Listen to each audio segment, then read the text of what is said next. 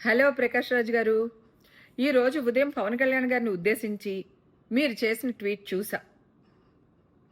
మనసు చివుక్కుమంది. పవన్ కళ్యాణ్ గారిని దొర అని సంబోధించడం వెనక మీ వెటకారం అర్థమవుతుంది.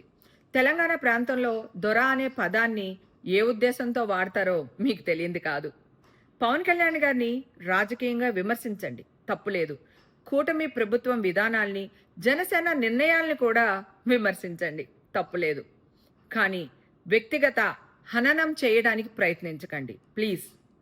పవన్ కళ్యాణ్ గారి ఎత్వత్వం ఏంటో మీకు తెలుసో లేదో కానీ కోట్లాది మంది ప్రజలకి తెలుసు. మీరు చదవరి కదా. గతంలో ఈ తరహా విమర్శలు చేసిన వాళ్ళు ఏమైపోయారో చరిత్రలో చదవండి, మీకే అర్థమవుతుంది.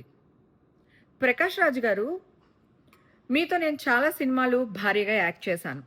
మీరు ఈరోజు షూటింగ్ వస్తానని డేట్ ఇస్తారు. మేమందరం పొద్దున్నే మేకప్ వేసుకుని రెడీ అయిపోయి కూర్చుంటాం. ఇంకా వస్తారు 10 నిమిషాలు వస్తారు, గంటలో వస్తారు, లంచ్ తర్వాత వస్తారు, ఇట్లా అంటారు. మీకు యాక్ట్ చేసే మూడ్ లేక నేను వేరే కంట్రీ వెళ్ళిపోయినా అని అంటారు. కనీసం వేరే కంట్రీ వెళ్లే ముందు ఎవరికి ఫోన్ చేసి చెప్పడం కానీ ప్రొడ్యూసర్ కానీ డైరెక్టర్ కానీ చేయరు. నేను కూడా చాలాసార్లు అడిగాను, సార్ మీ వల్ల మేము సఫర్ అవుతున్నాము, మీరు ఎందుకు ఇలా చేస్తున్నారంటే నాకు మూడ్ లేదురా యాక్ట్ చేయడానికి, అందుకే నేను ఆ కంట్రీ వెళ్ళిపోయాను, అది ఈ ప్రాంతం వెళ్ళిపోయానని చెప్తారు. మరి మీరు నాకు ఒకటి చెప్పండి, రాజకీయాల్లోకి మీరు సింగిల్గా వస్తారా, గుంపులతో వస్తారా, మీకు రాజకీయాలు చేసి ప్రజాసేవ చేసే మూడ్లో ఉన్నారా లేదా? దయచేసి ఒక్కసారి చెప్పండి సార్. Thank you.